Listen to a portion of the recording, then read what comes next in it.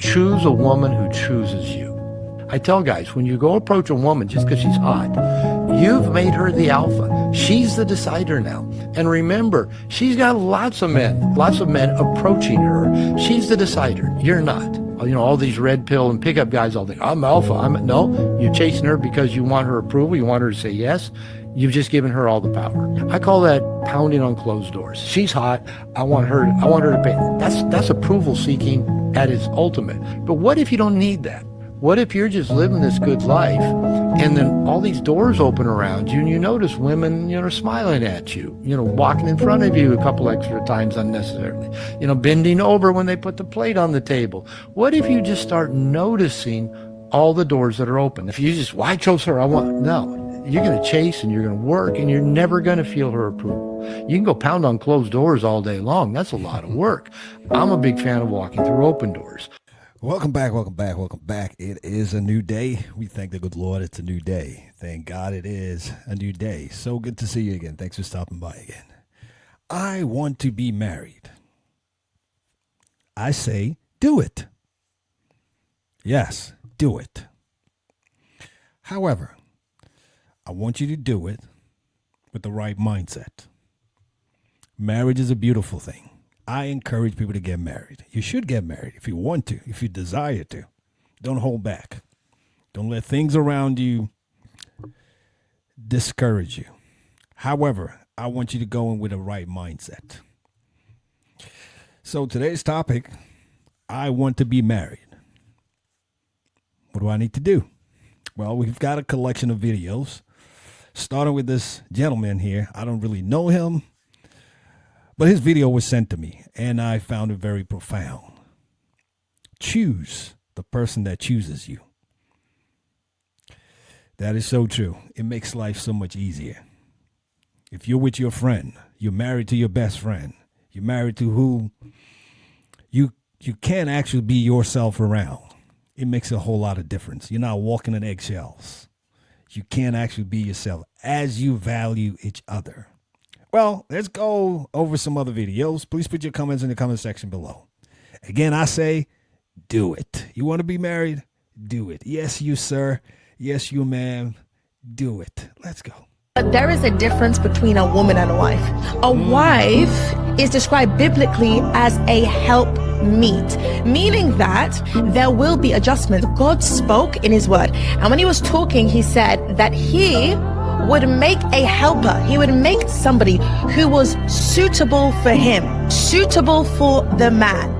And so what you need to understand is that even as a woman, God may give you an amazing business, an amazing calling, an amazing ministry, an amazing X, Y, and Z. But when you decide, hey, I'm not going to just be a woman anymore, I'm going to become a wife, what you are actively saying is, hey, I'm not just going to do life alone. I'm going to step into somebody else's vision. And me slotting in and being part of that vision means that I have to actively be suitable. You know what I hear when I hear this lady talking? Maturity. You've got to be mature in every wise before you get married.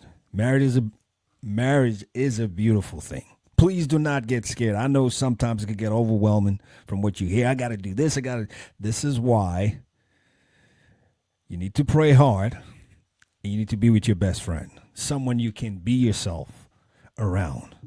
It's not only about the optics. Optics will fade in no time before your eyes. Maturity was what I'm hearing here. Having the mature mind, mature to be selfless. Are you mature to think of others before yourself? Are you mature to be sensitive to somebody else's needs other than yours?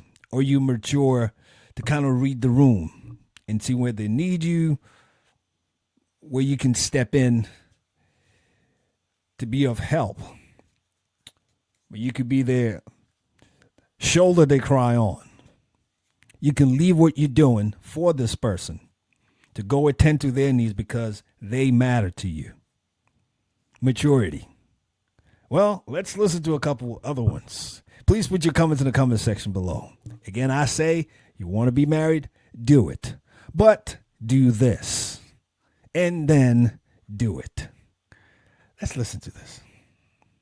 Why is it so hard to find a high value man? What do you mean by that? Like, all I want is a good guy that takes care of me. But there's plenty of good guys out there. What do you mean by take care of you? I don't know, like make me feel safe, take away my stress, take charge for once. Oh, I get it. So a man you can submit to. Ew, what? A man who's bigger and stronger than you? Yeah. A man who can financially support the two of you? Preferably. A man who takes the lead on things? Sure. Right, a man superior to you. Ugh, why are you saying it like that? Like what? Superior, submit, like all these words are disgusting. Just because I'm a woman doesn't mean that men are superior to me. And I'm a strong woman. I don't submit to anyone. But you want to, huh? How can a man lead if you don't want to submit to that lead? How can a man make you feel safe if he isn't physically superior to you? How can a man support you financially and take away your stress if you don't allow him to? You say that you want all of these things, but the moment a man with those qualities comes around, you feel your independence slipping away and you panic. So how about you submit for once and let one of those good men give you what you want? I'll never submit, and you'll never find a man.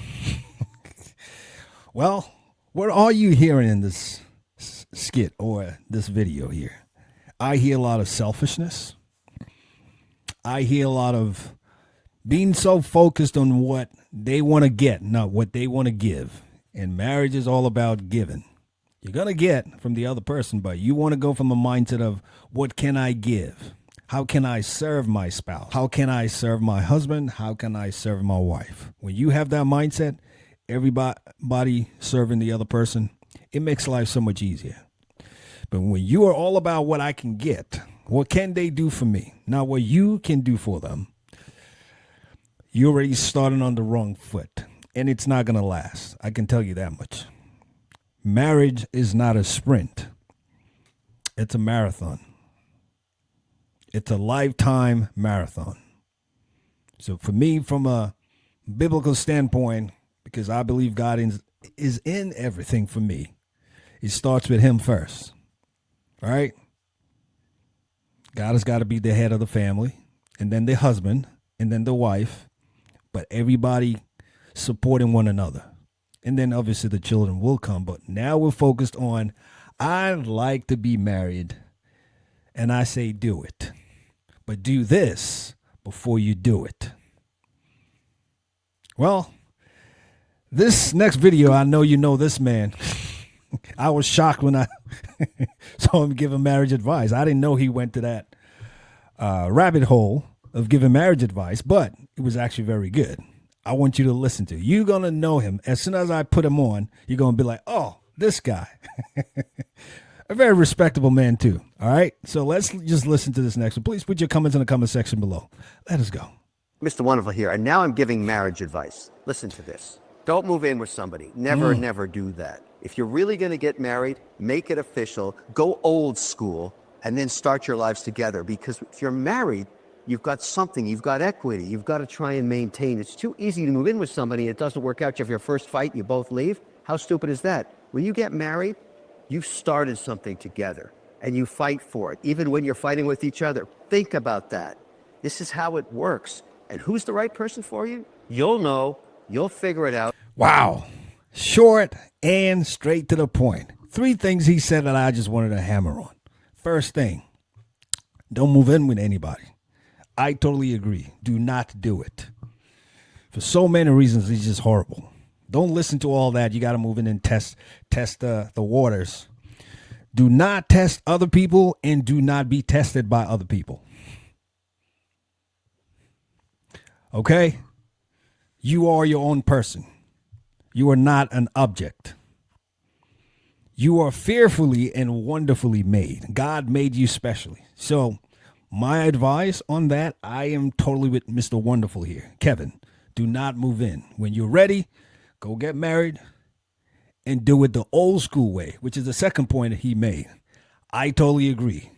I'd even like to call it the right way, not the old school way. It is the right way to do it. I totally agree. That's why things worked back then a lot more than what we're doing today, because we're just messing things up. And it's really for our selfish reasons if we look at it. If a man is not ready to make you a wife, do not sleep with them and do not move in with them. Believe you me, you will thank me later. That's your negotiating power. What do I mean? If it doesn't work out, all you got to lose is the time you spent with the person and not the other stuff that comes along, sleeping with them, moving in with them, and it's just too much. And it takes a longer healing process as opposed to just you dated them, you try to figure them out, it didn't work out. Okay, I wasted my time, but it's okay. You'll heal. Other than you dated them, you slept with them, you moved in with them, now it didn't work out. Now you got to unwind all of those things. That's too much. That's too much. And the last thing it said that I wanted to point on, it says you fight for it. You fight for it even when you are fighting with each other. And that's going to happen. You're going to disagree. In marriage, you're going to disagree. But always remember, the disagreement doesn't make you both enemies of each other. Always think about it. You are never enemies of each other. If you've agreed to marry someone, which is why it's careful where you begin the journey, just don't marry anybody. Make sure you have peace about it. Pray about it. Get family involved. Make it and do it the right way. And then once you're in, you know this is it. Go all the way. Fight for it. Even when you're fighting, even when you're disagreeing, because you are going to disagree about stuff. But remember, you're not each other's enemies. That thing will pass. That thing will be resolved. That disagreement will be resolved. And you guys could just go on. Never forget that. Fight for it, even when you are fighting with each other. Well, this last one, I'm just going to let it rip. I did a video yesterday. And the last guy, I just let it rip. The video, I'm a 10, I'm hot. Why am I still single? Go check it out. I'll put the link up here too. Are you ready? Please drop your comments in the comment section below. Let's watch this. How many married women do you know that have no husband? Meaning that they are married women, they are wives, but they are single mothers, and they are pretty much single women. How many married men you know that are not husbands? Meaning they have wives, but you would never know they have wives because they be acting the most single, or they have children, but their women are functioning as single women because though they ask that woman to be their wife, they never assume the position of being what a husband is. And before you ask God for a husband or for a wife, ask yourself, are you a husband? Are you a wife? Do you actually understand what it means to enter into a covenant like marriage? Because so many people think getting married is about filling in your empty spaces, letting someone complete you, romance, butterflies, flowers, bouquets, happy days, happily ever afters. No. Do you know what happens at altars? Sacrifice. And you know what a sacrifice is? Dying to yourself. Did you know that in marriage, two become one flesh? Meaning when you become one with that man, you join with him and you need to submit to him, allow him to be your head. And any man that you marry, he becomes your head. And if his head is not in Christ, your head won't be in Christ, because now that man is your husband and the two have become one flesh. Before you ask God to get you a husband or to make you a wife, ask yourself, are you ready for the responsibility of that covenant? Because it's not going to be all sunshine and rainbows. Marriage is meant to reflect the kingdom. Marriage is a covenant. You want to get married because you think it's going to give you security or safety. It's actually going to reveal your insecurities and your lack of safety. You think it's going to fill in your voids. It's actually going to reveal how broken and how empty you actually are. I'm saying all this to say, stop coveting something that you don't fully understand. Instead, ask God, reveal to me if marriage is my ministry. Reveal to me if I'm called to be a wife, if I'm called to be a husband. Because it's not all about romance. It's not all about giddy feelings. It's about doing God's will in the earth. Ask God, is this a ministry you called me to? Because some of y'all been called to the ministry of singleness, and yet you're begging to be a wife. You're begging to get a wife.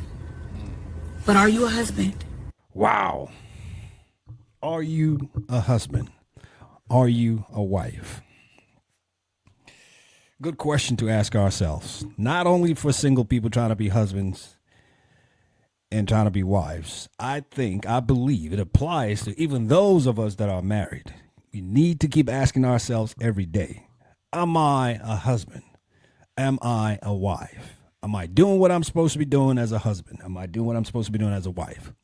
And for those singles, you want to start thinking as a husband before you become a husband. You want to start thinking as a wife before you become a wife. We're trying to address the question that is typical. We hear it all around us, many single people around us. Hey, might I just say before I even say the last thing I was going to say, and we'll wrap this up. As single people, please, let me speak to the married folks for a second. Do not make single people feel horrible around you. Do not make them feel lesser than. Always remember, you were once single. And if you're not careful, if you're not doing what God is asking you to do, you may very well be single again. Don't look down on anybody. It's just a phase. Everybody. Being single is not a disease. It's not a condition. It's just a phase of life. Everybody goes through it. You become single at one point, and some get married, some don't get married. And getting married is not the end all be all. You got to make sure that's the ministry God has given you, and you really want to be married. So, and I challenge you with this. If you really desire to, pray to God about it. Believe me. Tell God you want to be married. Tell him what you're looking for, not just that you want to be married. Believe you me, it works. But you got to be in line with God, obviously, right? You got to do things God's way. As a man, single man is a single woman. You're practicing celibacy. If you're a virgin, remain a virgin. If you've broken the rules, stop it. Remain celibate. Believe you me, it will help you. It will help you stay sane and focused and not be distracted by all the foolishness. And then you can clearly see when the right person comes around. It is a beautiful thing. Marriage is a beautiful thing. It takes work, but it's good work. It's good work. Think about it this way. I remember my dad used to tell me, whether you rent or you buy, you got to live somewhere. It's just a matter of you picking what you want. So be encouraged. I'll be coming back with more pieces. You know how we like to close it out. We always like to remind ourselves that we always remember that we got one life with many seasons. God bless you, and I'll see you soon. You take care now. Bye for now.